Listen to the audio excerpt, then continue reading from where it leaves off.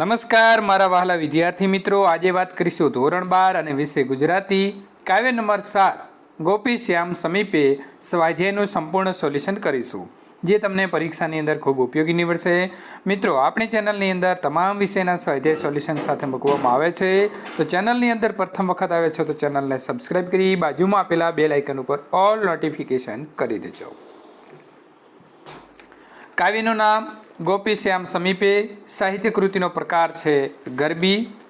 મિત્રો, તેના કવિ છે દયારામ. હવે વાત કરીશું સ્વાધ્યાય પ્રશ્ન નંબર 1.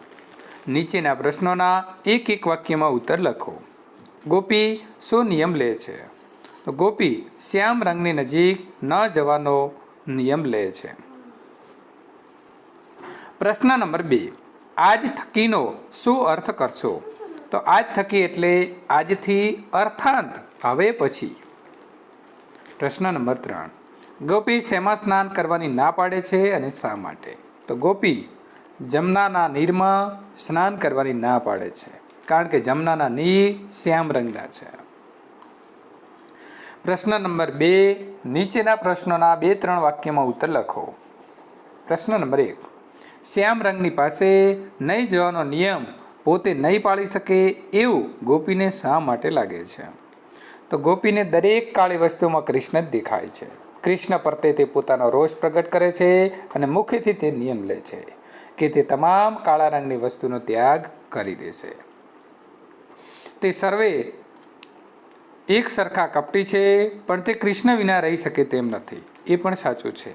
કૃષ્ણ પ્રત્યેનો તેનો આ કૃત્રિમ રોષ છે અને કૃત્રિમ રોષ થોડો સમય ટકે. આથી ગોપીને લાગે છે કે શ્યામ રંગની સમીપે નહીં જવાનો નિયમ પોતે નહીં પાળી શકે. પ્રશ્ન નંબર 2. કવિને બધી કાળી વસ્તુઓમાં કપટનો ભાવ શા માટે જોવા મળે છે? ગોપી જે કાળા રંગની વસ્તુ જુએ છે તે સૌમાં તેને શ્યામ વર્ણ કૃષ્ણ દેખાય છે, પણ હકીકતમાં તો એ માત્ર કાળી વસ્તુ જ છે. ગોપીને લાગે છે કે આ વસ્તુઓની કાળાશથી જ તે છેતરાઈ છે અને તે સૌને ગોપી કૃષ્ણ સમજી બેઠી. આથી કવિને બધી કાળી વસ્તુઓમાં કપટનો ભાવ જોવા મળે છે.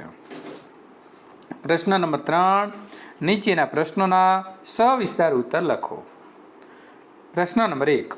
ગોપી શ્યામ રંગની કઈ કઈ વસ્તુઓનો ત્યાગ કરે છે?